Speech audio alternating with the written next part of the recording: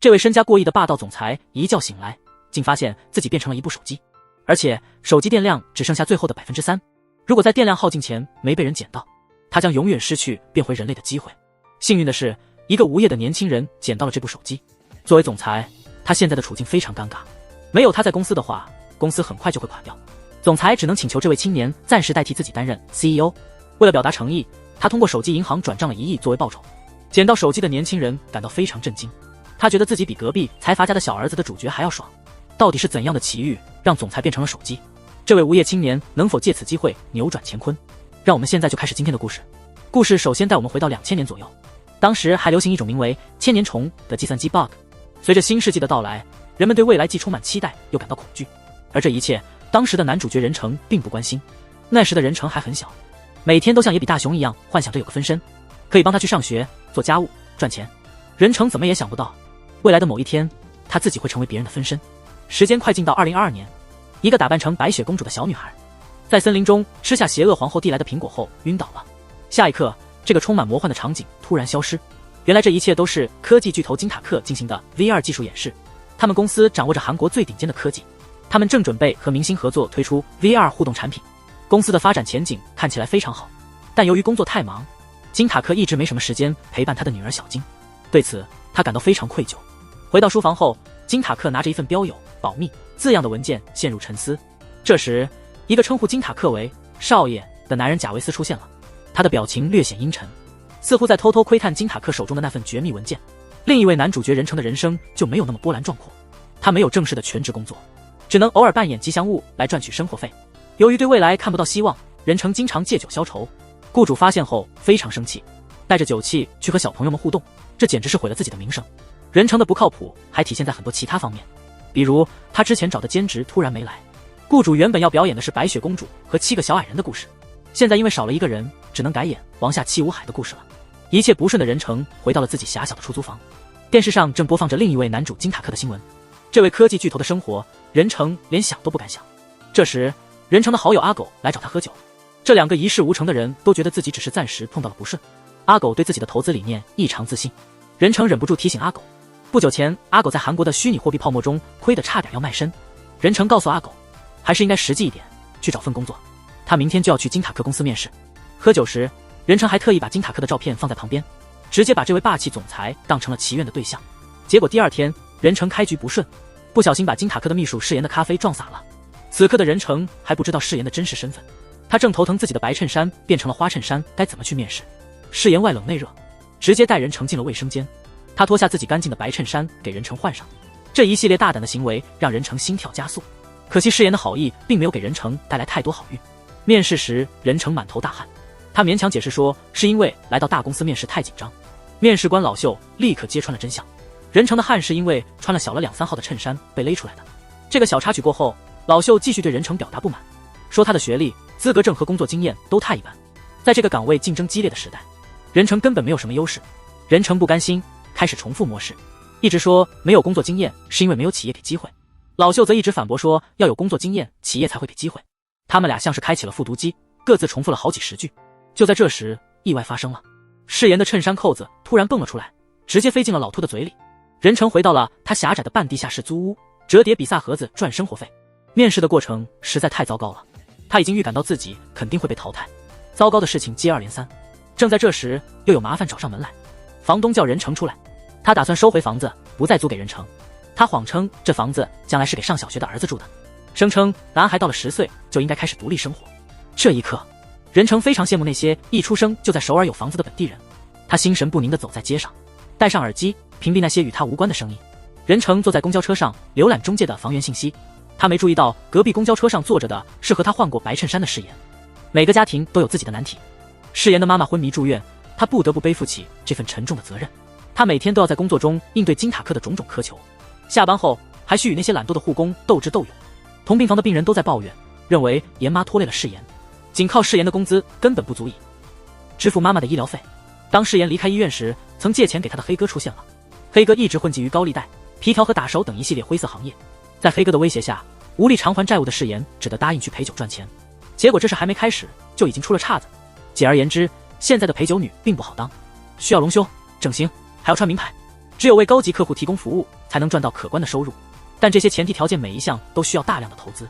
老鸭一看就觉得过于冷静理智的誓言不适合做陪酒女，于是他立刻告诉黑哥，这女孩做不了陪酒女。黑哥无奈，暂时放过了誓言，誓言因此逃过一劫。他离改变命运的时间又近了一些。漫长的夜晚，太多无助的灵魂难以入睡。任成和阿狗一边喝着闷酒，一边咒骂着只会折磨穷人的命运。白天他四处寻找便宜的房源，但他实在太穷，几乎没有任何资金，连平时对所有人都笑脸相迎的中介，面对任成也显得不耐烦。听着任成的抱怨，阿狗不禁感叹，像他们这样的穷人，只能去住免费的首尔拘留所。这时任成又给阿狗的心上补了一刀，他们连住拘留所的资格都没有，无法留在首尔。首尔地价昂贵，因此拘留所被建在偏远的京畿道翼王市。第二天，任成开始考虑是否要回老家，有面试时再来首尔。好久没有回家了，他决定回去看看父母的态度如何。他在考虑买什么礼物时感到难以抉择。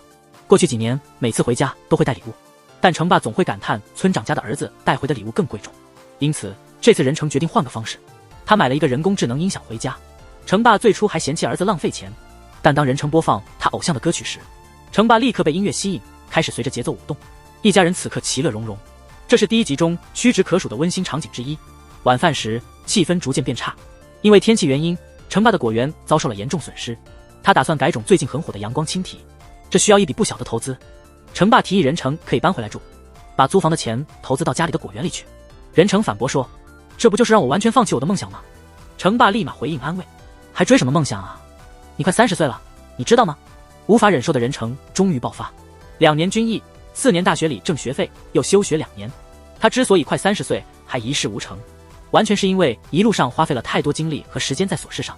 夜深人静的时候，本剧第一波高潮剧情即将上演。小金去参加户外露营，金塔克工作结束后立刻去和女儿会合，结果在开车去的路上一边打电话，突然电话信号消失，手机导航也出问题了。接着前面有辆怪异的大车一直挡在金塔克前面，经历过大风大浪的他隐隐感到不祥。镜头一转，这里省略了一段内容，信息量十分爆炸。当金塔克再次恢复意识时，他发现自己变成了掉在山野间的一台手机。他在网络上急切发帖求助，结果大家都当他是骗子。此刻他的电量越来越少，在这荒郊野岭，没电了金塔克就将失去找到真相的最后机会。第二天一大早，转机出现，任成又和成爸开始了习惯性的争吵。他跑到山里避风头，恰好遇到了金塔克。最初被会说话的手机吓了一跳，随后又被蛇咬伤。此时的任成没心思理会说话的手机，他以为自己被毒蛇咬了。意识模糊的最后关头，他选择打电话求助，结果医生告诉他蛇无毒。任成原来是被吓晕的，护士还把救援人员现场捡到的手机交给了任成。接下来任成的人生起起落落，迎来了重大转机。金塔克为了让任成相信他不是骗子，直接通过手机控制为任成的账户赚了1亿。他请求任成帮忙，并承诺事成后再给9亿。任成一听直接乐疯了，他情绪高昂，还想要一个 CEO 的职位。金塔克立即答应了，他本来就需要任成帮忙找出真相并管理公司。讽刺的是，这时任成收到了面试未通过的消息。谁都想不到，这个面试失败的人即将成为他的大老板。他是韩国最顶尖的人工智能公司的老板，名叫金塔克。因为一场意外，他变成了一部手机。现在金塔克只能通过手机进行人事调动，他只好临时让任成代替自己的职位。这样做是为了避免自己长时间失联后公司陷入混乱，同时也希望通过任成帮助自己找到变回人类的方法。任成因为一直生活贫困，所以他并不介意是否被整蛊，很快就答应了。夜里揭露了一则重大消息，来自范荣集团的背后黑手，命令一个脖子上贴着膏药的神秘人，在金塔克出事的森林进行地毯式搜索。第二天，任成把5000万赞助给了家里的种植业，他谎称自己加入了金塔克公司，并得到了员工宿舍，这些钱是他原来房子的退还押金和租金。成爸听后非常开心，立刻去找村长炫耀。在金塔克的指导下，任成焕然一新，随便买几套名牌衣服就花掉了任成几年的生活费。他住的是5星级酒店的总统套房，每一餐的费用都是他1个月的生活费。饭后是复盘时间，金塔克忘记了出事前1周的记忆，任成猜测这可能是创伤后压力症候群。根据金塔克开发的 AI 系统记录的行程，出事那天金塔克本应先去和范荣集团的高管打高尔夫，晚上计划去露营陪女儿。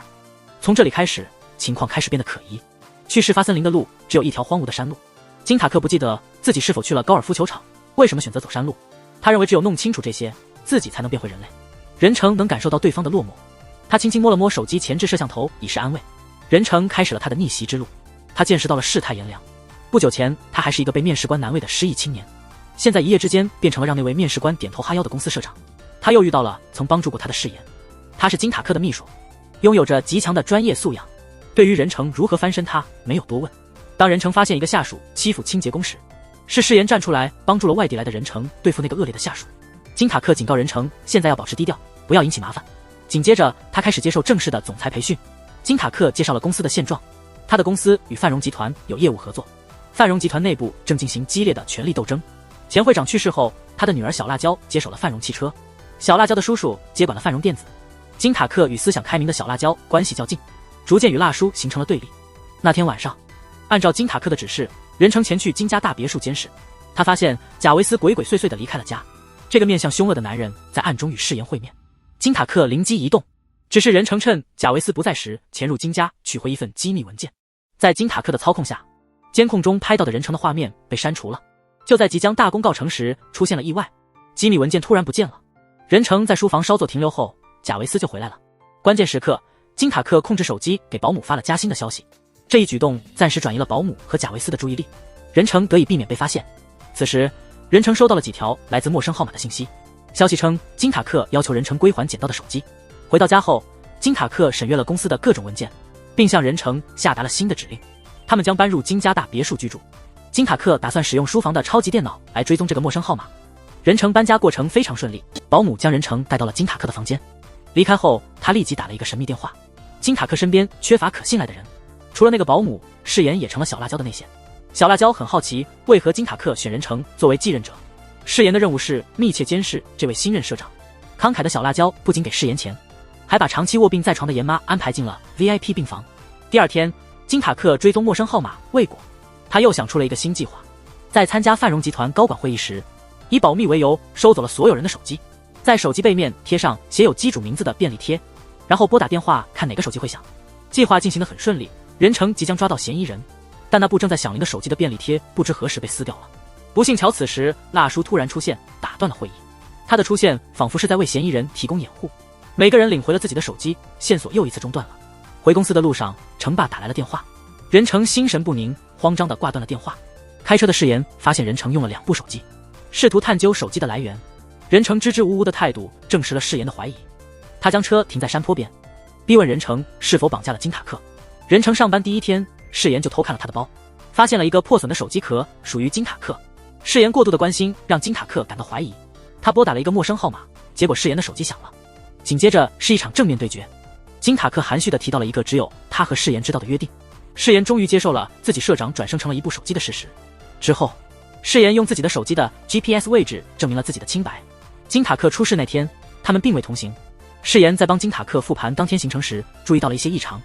金塔克与辣叔一起打高尔夫时，老秀故意想要让誓言离开，显得有些可疑。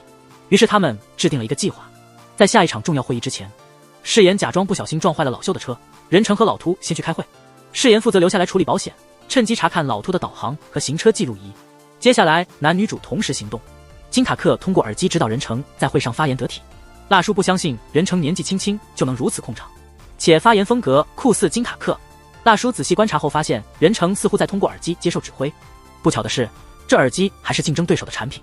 于是辣叔借机调侃任成不应使用对手的产品，然后直接将耳机扔进水中。失去耳机后，任成只能靠自己。好在他此前与金塔克讨论过很多关于创业的初衷和理念，加上以前在剧社混迹多年，有演技也有底气。他复述了与金塔克的对话，完美的结束了发言。任成安然无恙的回到了办公室。这时誓言带来了一段视频，他复制了老式行车记录仪的内容。大家发现金塔克在事故发生前曾见过老秃。失忆的金塔克对此感到非常困惑。他和辣叔一方的老秃关系一直不好，他实在想不通为什么会有这次密会。誓言和任成对金塔克还有所隐瞒。他根据老秃的导航发现，对方在见过金塔克后，又去了荒芜的中清北道。这个拥有着众多秘密的女孩心思很重，遇上任成以后，她的人生才迎来了改变。誓言在上班路上遇到前来讨债的黑哥，任成主动承担帮忙还债，暂时让黑哥离开。夜里誓言在照顾妈妈时，想到了如天使般的任成，这个长久以来无人依靠的女孩突然哭了起来。在主角团队磨合的这些日子里，金塔克不停地重复查看老秃的行车记录仪，他发现了一辆可能在跟踪他的疑似车辆。大家经过一番调查之后发现，这辆车在金塔克打完高尔夫后就开始跟踪他。可惜这是一辆套牌车，无法查询到车主信息。后来主角团再次前往金塔克出事的地点寻找线索，没想到在那里偶然遇到了住在附近的任成的父母。任成谎称他是和女领导一起来出差的。任成的父母想象出了很多不堪入目的剧情，他们立刻非常热情地把誓言视为自己的女儿，随后安排了一顿丰盛的家常菜。誓言最近经常哭泣，他每次哭泣几乎都和任成有关。吃饭时，他情不自禁地想起了母亲健康时的情景。那时虽然生活艰苦，但他感到很快乐，拥有现在所缺失的乐观。吃完饭后，在回程的路上，他们发现了那辆跟踪金塔克的车。他们担心错过这次机会就抓不到人了，于是悄悄地靠近了上去。结果发现来人竟是任成上任第一天就与之产生矛盾的阿坏。这个人的脖子贴着膏药，正是金塔克出事后去过现场的神秘人。关键是这家伙还带着同伙。任成主动留下来掩护誓言逃跑，可惜对方人多势众，他们两个都被抓住了。就在危急关头，原本的祸星变成了救星。黑哥为了找誓言讨债来，这位老哥是前特种兵，他一个人就解决了阿坏和他的一伙人，扭转了局势，最后还抓住了阿坏进行了严刑拷问。审问的结果让任成非常惊讶，阿坏竟然声称是金塔克派来的。他说金塔克疑心病太重，一直让阿坏做情报工作。阿坏之前在高尔夫球场跟踪的不是金塔克，而是老秃。近期他监视的对象是金塔克的继任者任成。阿坏还承诺，如果放了他，就会带任成去见金塔克。任成对阿坏的话有些动摇。金塔克变成手机的事似乎是一场骗局。在任成还没来得及追问时，警察包围了这里。原来是附近居民早早的听到争吵声就报了警。无奈之下，任成只好先把阿坏交给警察，谎称阿坏因为不满新任社长而策划了这次袭击。阿坏在整个过程中表现得很诡异，始终保持沉默。负责此案的警官木木感觉到事情并不简单，他看向任成的眼神多了几分怀疑。任成没有时间理会他。警署电视上正播报范荣集团老会长病逝的消息，任成按照金塔克的指示去吊唁。这时小辣椒问起任成关于最新的无人驾驶汽车 AI 4.0 版本的事情，任成对此事一无所知，表现得支支吾吾，这让小辣椒产生了怀疑。一旦脱身，任成立刻联系金塔克，询问 AI 4.0 到底是什么。这一次金塔克也是支支吾吾，不愿透露。任成想起阿坏曾说金塔克多疑，他突然感觉到自己无知的被卷入了巨大的危险中。他给家里打电话，和妈妈聊得支离破碎。程妈非常了解儿子，知道他总是避重就轻。从任成的语气中，程妈感觉到他的状态似乎不太好。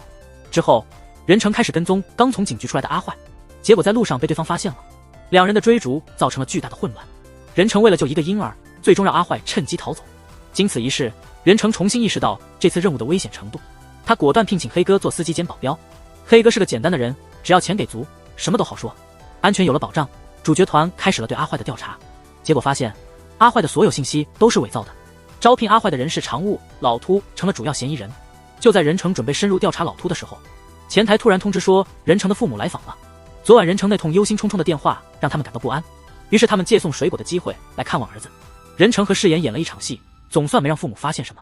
回家的路上，程爸忍不住哭了。他们一辈子靠种地为生，看到儿子在温暖舒适的大楼里工作，心里特别欣慰。夜里，任成、誓言和小金一起去野外露营庆祝生日。孩子睡后，任成和誓言边喝酒边聊起自己那爱吵架的老爸。曾经有剧组来任成老家拍戏，因为缺人，任成临时上阵演了一段戏。村里没有电影院，程爸开车2小时带任成去看电影，只为看儿子演的那2秒镜头。父子关系是一辈子的难题，爱意深藏不露，而父女关系则完全不同。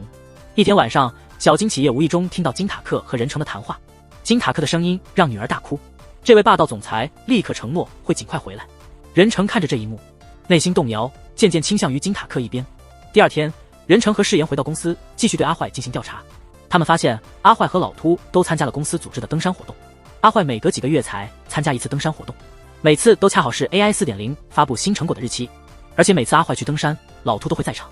夜里，主角团经历了一个小插曲，贾维斯查出了黑哥的前科，是个前科犯，并且涉及高利贷，这让气氛一时间变得紧张起来。任成站在一旁显得非常尴尬，但任成并没有因为过去的事就简单判断一个人的好坏。第二天，他用刚发的工资给誓言和黑哥都买了礼物，这对9位收到礼物的男女非常感动。任成还为程爸买了一副 AR 眼镜，程爸看到眼前逼真的明星形象，吓得直接倒在地上。等他反应过来，程爸第一件事就是拿着眼镜去向村长炫耀这份孝心。任成送眼镜的行为让金塔克想到了一个试探老秃的方法。金塔克安排任成先吃午餐，再去喝咖啡。老黑和誓言假装电梯坏了，迫使老秃和任成只能爬楼梯，累得够呛。回到车里，老秃累坏了，睡着了。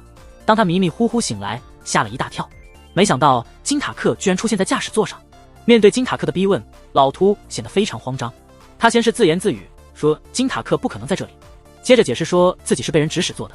这时老秀通过车窗的倒影发现自己的眼镜款式变了，他疑惑地摘下眼镜，金塔克立刻消失，再戴上，对方又出现了。他这才意识到这是 AR 眼镜，但老秃发现的太晚了。任成拿出刚录下的声音现身，警告老秃赶快坦白合作，否则最终只能被当作弃子抛弃。当晚，心虚的老秃去看望阿坏，结果发现阿坏已经非人非鬼，显然已遭幕后之人毒手。他慌张地开车逃到公用电话亭，给任成打电话，说有重要的东西要给任成，还要坦白那晚金塔克出事的真相。任成急忙赶过去见面，结果到了那里，发现老秃已经死了。这时警方出现了，木木警官把任成当作嫌疑人带回了警局。接下来任成的表现让木木警官目瞪口呆，还没等警方审问，任成就冷静地说老秃不是自杀。木木警官心里也觉得是谋杀，所以才把他这个嫌疑人抓回来的。任成是个热衷悬疑片的人，他一看到老秃死状没有挣扎迹象，就判断车内不是第一现场，更像是有人杀人后把尸体移至车内伪造现场。木木警官正准备好好审问这位可疑的男子，这时一位西装笔挺的律师打断了他的计划。众所周知，在韩国警方最头疼的就是检察官和律师。律师离开警署后，与辣叔的司机拓海交班。很快，任成在车里见到了辣叔。辣叔告诉任成，他之所以出手救人，是因为不想公司股价因为对方的负面新闻而受影响。辣叔言辞犀利，多次警告任成要安分一些。字里行间似乎暗示老秀因为想背叛他而告密，结果被灭口。夜里，一个疑似幕后黑手的嫌疑人小辣椒现身，他给誓言一个 U 盘，用这个来换取严妈继续住在贵宾病房的资格，逼迫誓言帮他窃取 A4.0 的情报。与此同时，任成回到了故乡。老秃的死对他造成巨大冲击，他一度想要放弃金塔克的任务。程妈察觉儿子的状态不对，那晚母子俩喝了很多酒，微醺状态下的任成犹豫不决地说出了心事。第二天酒醒后，任成有些后悔，他试探老妈时发现他已经忘记了，这让他稍微松了一口气。实际上程妈只是假装失忆，他怀疑儿子被邪灵附体才会胡思乱想，当天就悄悄找神婆帮任成驱邪。程爸用另一种方式帮助任成。多年前任成还在追梦演艺圈时，程爸偷偷去现场看儿子参演的舞台剧，偶然听到任成和前辈争吵，争吵的大意是背后出资的公司代表经常骚扰女演员，前辈因为代表有封杀他们的能力，不敢反抗，任成宁愿退出演艺圈也不愿意妥协，结果他确实被封杀了。程爸讲完这段往事，久违地称赞儿子做出的正直选择，人生最难的就是做正确的事。任成听到程爸那句话，虽然我穷，但养了个好儿子，一瞬间任成突然很想哭。任成的心重新坚定了，他重新投入，和誓言一起陪小金参加亲子运动会，在金塔克不在的时候努力扮演父亲的角色。黑哥也在这个过程中展现出了一些善良，看到身边有小朋友，他拿出烟，最后又收了回去。夜里，任成告诉誓言，他以前一无所有，不能扮演蝙蝠侠，现在他可以利用金塔克的财富和科技力量，决心和那些不公正的力量斗争到底。主角团再次集结，准备开战。他们首先找到老秀出事前去过的公共电话亭，电话亭附近每天都有街头歌手表演，还会把表演视频上传到网络。主角团找到了事发当天的视频，他们在视频中看到了老秃的身影，还有暗中跟踪老秃的拓海，插入了一段往事重现。辣叔的司机拓海在医院处理完事情后，接着又提醒老秀不要轻易行动，之后拓海继续暗中监视老秀，这也就导致了电话亭跟踪的一幕。主角团开始各自行动，任成和黑哥前去捉拿拓海，准备用强硬手段逼问真相。坏消息是誓言发现拓海是特种兵出身，恐怕他的身手不比黑哥差。更糟的是拓海作为特种兵非常小心，他没有动手，而是直接用枪逼退了任成和黑哥，他还抢走了任成手上的手机。拓海完全没想到，任成故意在他面前假装一直在通话，真正的目的是为了让手机被抢走，这样他们就能追踪到拓海，找出幕后黑手。在等待拓海与幕后黑手联系的过程中，任成遇到了一个难题，因为 AR 眼镜业务持续亏损，整个事业部面临被关闭的风险。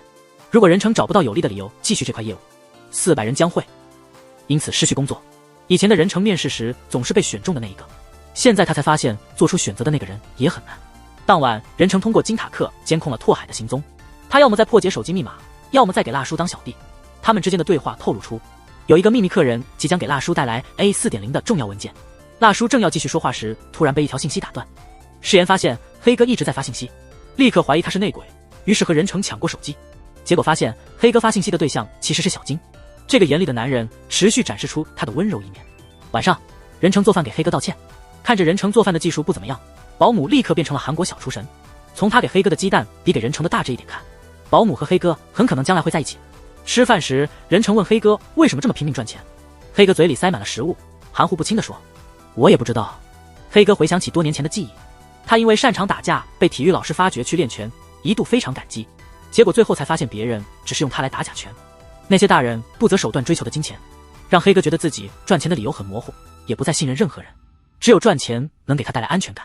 往事结束，时间来到第二天，任成即将在会议上决定 AR 眼镜事业部的未来。会议前，任成接到了妈妈的电话，家里的电视坏了，他想让任成买一台新的。任成询问电视要多大尺寸的，妈妈对这些电子产品不懂，根本不知道怎么看尺寸。程妈的困境让任成灵光一现，找到了解决问题的方法。在随后的会议中，任成不仅反对取消 AR 眼镜事业部，还建议增加投资。在众人惊讶的目光中，任成给出了他的解释。任成仍然保持着到店购物的习惯，他亲眼目睹实体行业在电商的冲击下每况愈下，这让任成产生了一个大胆的想法：为什么不能戴上 AR 眼镜，将在线购物的便利与到店购物的体验结合起来呢？无论是购买电视还是其他家居产品，都可以直接体验这些大件商品与家中空间的搭配，这对中老年人来说将是极大的便利。最终，任成的提案成功通过，保住了400人的工作。世妍忍不住对他刮目相看。程妈还不知道自己一个电话就给儿子帮了这么大的忙。他和程爸刚刚破解了任成的密码箱，程爸发现密码竟然是自己的生日，感到非常害羞。程妈则把自己从道士那里求来的符咒放了进去，希望儿子不要再被那些关于手机转生的怪谈所迷惑。程妈注定要失望了。第二天一早，任成像被鬼迷心窍一样冲到范荣集团大闹一场。他把自己、辣叔以及其他高管都锁在会议室，声称要查出谁是杀害老秀的凶手。时间回到昨晚，任成接到了金塔克的电话。金塔克发现木木警官竟然与辣叔是一伙的。这位警官带来了一份从老秃车上取得的机密文件，这正是老秀原本打算交给任成的文件。主角团商量后决定由任成来拖延辣叔，黑哥和世妍则潜入辣叔的办公室偷取文件。计划进行得非常顺利，任成成功的用发狂的举动拖延了辣叔。到了查看文件的时候，文件上的内容让任成感到疑惑。报告称，基于 AI 4.0 的无人驾驶汽车存在致命的缺陷，不宜上市。任成不理解这份报告背后的含义。这时，金塔克打来电话，拓海神秘兮兮的出门了。主角团立刻开车跟踪。拓海到达了一家偏僻的精神病院。任成通过金塔克的摄像头看到，不仅有脸色发黑的阿坏，还有昏迷不醒的金塔克。与此同时，辣叔询问小辣椒，是否要像处理金塔克一样处理老秀。小辣椒脸色稍变，回答道：金塔克还没死吗？真相大白，小辣椒才是拓海背后的真正主使。这已经不是小辣椒第一次做出冷酷无情的事。早些年间，那爸偏爱儿子轻视女儿，为了防止孩子们争夺继承权，干脆将女儿派去管理边缘业务。当年小辣椒秘密策划玄武门之变，亲手杀害了自己的弟弟。回忆结束，辣叔希望对方退出继承战，辣叔最终还是低估了这位女士，她毕竟是个连自己弟弟都敢杀的狠人。小辣椒用她的冷脸拒绝了辣叔。往事结束，主角们赶到医院想救金塔克，结果刚到就晚了一步，金塔克已经被拓海转移。他们拼尽全力追赶，却发现这只是拓海的障眼法，车上根本没有金塔克。原来拓海逃跑时发现自己被任成的手机追踪，于是他把手机放在一辆救护车上，引开了追兵，自己则带着金塔克走了另一条路。第二天，主角团还不死心，继续搞事。他们分成2路行动，黑哥和世妍跑到金塔克之前住的医院闹事，任成则去用报警来威胁拓海。对方镇定自若，反将任成一军。他说如果敢报警，就杀了无力抵抗的金塔克。无奈的任成只好回去和黑哥世妍会合。世妍他们偷偷拿走了一个可疑肥医生的工作证，这个人表现得非常可疑，很可能是黑幕背后用来监视金塔克的眼线。他们决定顺着线索一路查下去。这时候发生了一个小意外，任成被妈妈急匆匆叫了回家。原来是因为任成曾说过金塔克转生成了一个手机，妈妈不放心，找来了一个神婆给任成驱邪。这个神婆完全是个骗子，拿着金塔克的手机胡乱操作。他和同伙私下里打算敲一笔大钱。手机里的金塔克忍不住了，喂，装成厉鬼，把他们吓得四处逃窜。夜晚，程妈对自己被骗感到非常羞愧，任成的心情也不好，他现在还有更重要的事情要忙。离开时，任成想不通妈妈怎么变得这么迷信。同行的阿狗给了他一番启示，人只有在非常关心的时候才会变得盲目迷信。阿狗的话让任成恍然大悟，过去尽管他一事无成，但妈妈总是坚信他能成功，经常算卦希望人成功。此刻，一向强硬的程爸正在温柔地安慰程妈，你关心儿子有什么错呢？错的是那些利用你们的骗子。漫长的夜晚，幸好有人在身边让你感到温暖。任成周围一个人都没有，只能依靠金塔克 CPU 高速运转产生的热量取暖。他们开始回顾最近的情况。任成看了 AI 4.0 的失败报告，以金塔克的性格，他并不太关心是小辣椒还是辣叔成为会长，真正会受这份报告影响的是小辣椒。一旦这份报告被公开 ，AI 4.0的无人驾驶车辆就无法投入市场。因此，小辣椒肯定会阻止这份报告的发布。这与金塔克注重产品质量的原则相冲突，他绝对不会允许有缺陷的产品上市。任成突然想起之前金塔克和老秀的秘密会面，可能是想通过老秀把这份报告交给辣叔，然后由辣叔来制约小辣椒的危险汽车制造业务。第二天，任成、黑哥和誓言聚在一起分享最新的情报。誓言发现那个胖医生曾经操作失误导致人死亡，死者还是小辣椒的弟弟。任成结合誓言的发现和自己前一晚的分析，推断出这一切的幕后黑手就是小辣椒。他决定去进行一场决定性的对抗。誓言看着这一幕感到非常不安，正是昨晚他的母亲被小辣椒绑架了，对方威胁他成为商业间谍。誓言非常犹豫是否要背叛任成他们，无论选择多么艰难，他最终还是得做出决定。誓言找到小辣椒进行谈判，小辣椒本以为胜券在握，没想到誓言突然爆出惊人之语。他指出小辣椒收买了老秃作为双面间谍，本来金塔克打算通过老秀把 AI 4.0的失败报告交给辣叔，结果老秃直接拿着报告去向小辣椒换取赏金。后来老秃看到阿坏的下场，为了自保决定告发小辣椒，但为时已晚，最终惨遭杀害。誓言之所以能这么坚定，是因为他在见小辣椒前最终还是向任成坦白了一切。接下来发生的事情让人哭笑不得。黑哥之前担心誓言逃债，偷偷在誓言母亲的病床下安装了追踪器，正是因为这个意外的插曲，誓言的母亲得以获救。当时誓言告诉小辣椒，任成已经去找辣叔进行交易，他打算用公司的股份支持辣叔来压制小辣椒。小辣椒要继续争夺继承权，就必须交出金塔克。此时任成正与辣叔密谈，他分享了自己掌握的所有信息，希望将公司股份转给辣叔来惩罚小辣椒。题目已经出完，现在主角们坐等看对手如何应对。他们一起回去探望了誓言的妈妈，没想到任成的父母也来了。看着这两位朴实善良的老人家忙碌着，誓言感动又向往，一切都显得理所当然。誓言感激在最黑暗的日子里有任成的陪伴，这个男人许多难得的优点悄悄吸引了他。于是那一晚，他偷偷地吻了任成，任成给予了更热情的回应。偶然路过的任成父母看到这一幕，吓得不敢出声。原本一切正朝好的方向发展，公司高管会议上突然出现意外，支持让小辣椒下台的票数出奇的少。原来狡猾的辣叔担心小辣椒隐瞒自动驾驶汽车的质量问题，这个严重的问题使得集团的继承问题变得复杂。辣叔打算利用这个事件大做文章，将小辣椒驱逐出国。此次会议真正要撤换的是任成，一旦失去了小辣椒这个竞争对手，辣叔就不再需要任成的任何帮助。辣家两代人依靠自己的多数股份和巨大影响力，开始股东理事会撤销无所作为的任成。这个突如其来的变故导致任成最终被撤职，舆论不断发酵，股价持续下跌，公司濒临被夺走的危机。就在这时，出现了意想不到的转机。首先是一位公司的清洁工站了出来，回忆起之前被阿坏欺负的时候，是任成挺身而出，保护了这位最底层的员工。出身底层的任成一直很亲民，他不拿身份来区别对待任何人。公司里很多像清洁工一样感激涕零的员工。紧接着，公司的临时社长也站了出来。任成之前力挽狂澜，救了 AR 眼镜业务，保住了很多员工的饭碗。还有那些真心希望公司好的核心员工也都很感激他。还有一次，任成在追捕阿坏时救了一个小孩，那个小孩的妈妈通过新闻认出了任成，并接受了采访。大家的心都向着任成，各种正面的舆论不断涌来。按这趋势，他很快就会复职。同时，黑哥也没闲着，他实在看不下去小金和金塔克长时间分离，于是决定冒险绑架了胖医生，审问金塔克的下落。对方坚称不知道具体位置，只知道小辣椒喜欢把人安排在小型或偏僻的医疗机构，功夫不负有心人。黑哥坚持不懈的搜索，终于有了结果。他终于找到了金塔克，并用出其不意的勇力和武力将他带走。但当他回到自己的据点时，出现了大问题。胖医生已经逃跑了。拓海得到消息，带着一群精锐赶来。尽管黑哥武力过人，单打独斗精锐，但这次敌人众多且装备精良，最终他因寡不敌众受了重伤。此刻，任成凭借最近的好评重新扭转了局势，重新上位。他正忙着接受众人的祝贺，但很快任成就笑不出来了。他和誓言看到了黑哥之前发来的信息，急忙赶到黑哥那里，只见他满身是伤，他的呼吸也越来越弱。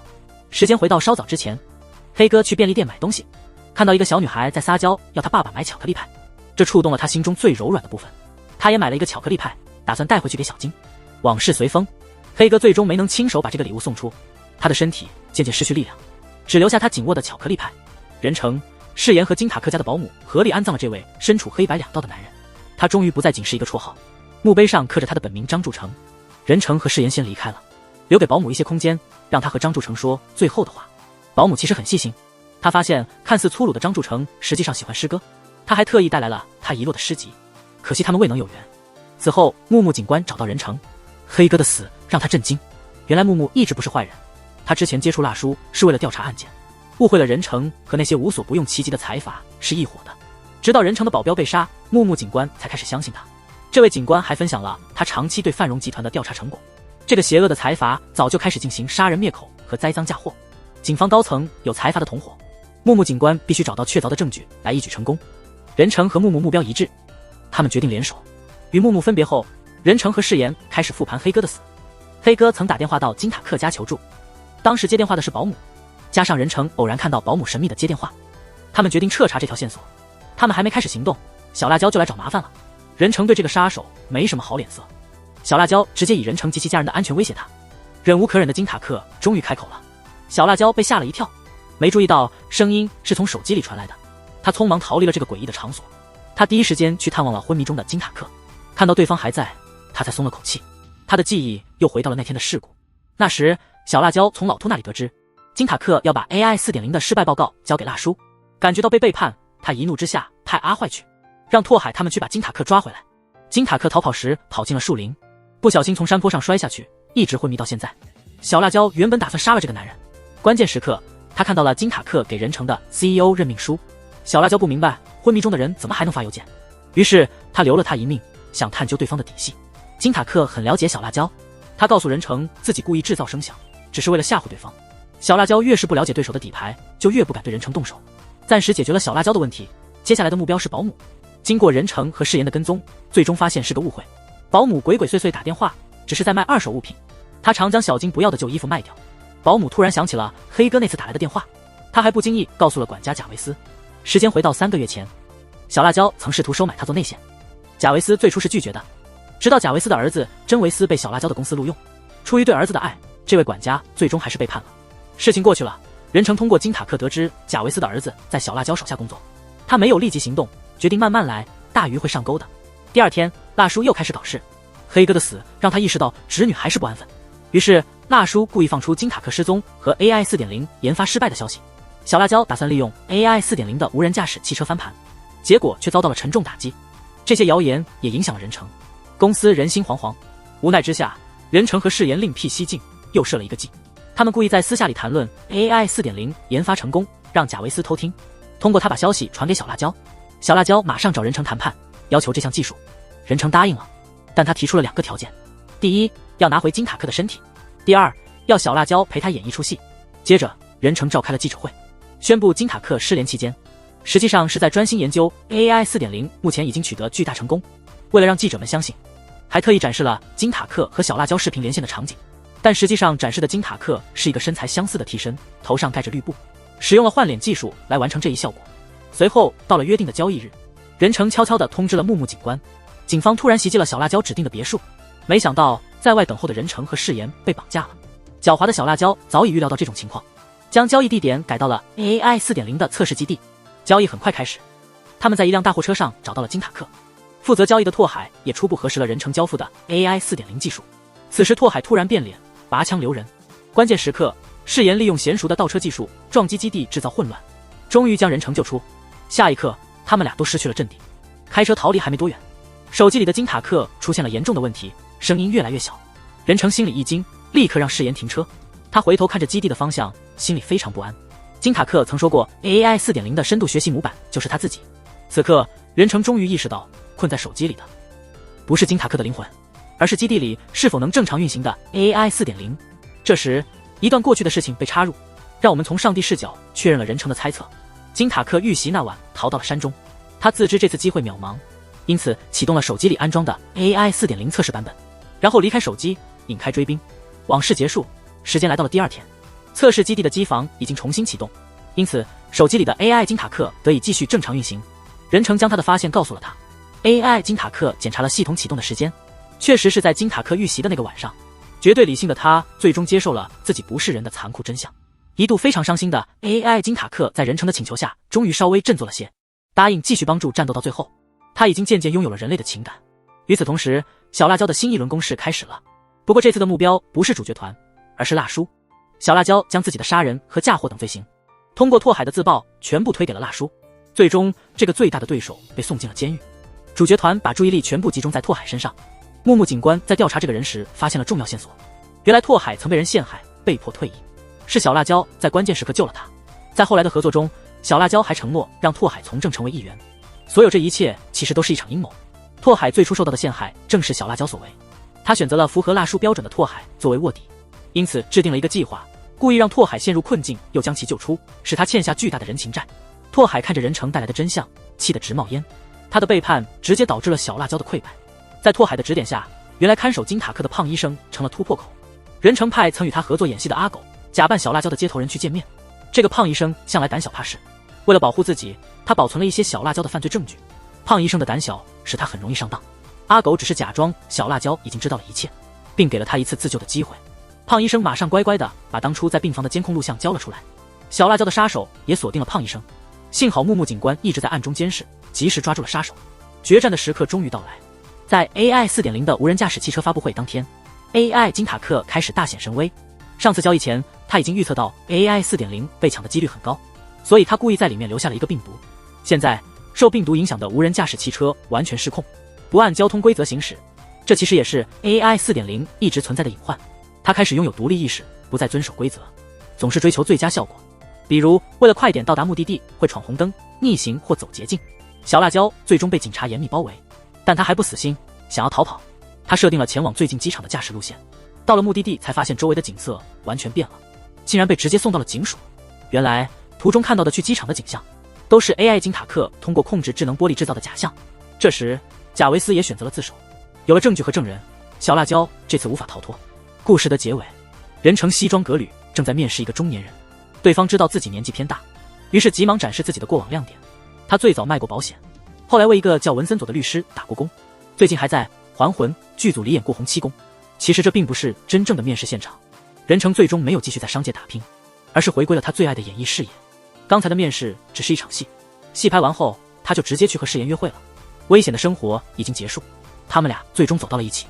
每次约会搞暧昧都必须把手机放远一点，这样才能避免被 AI 金塔克窥屏。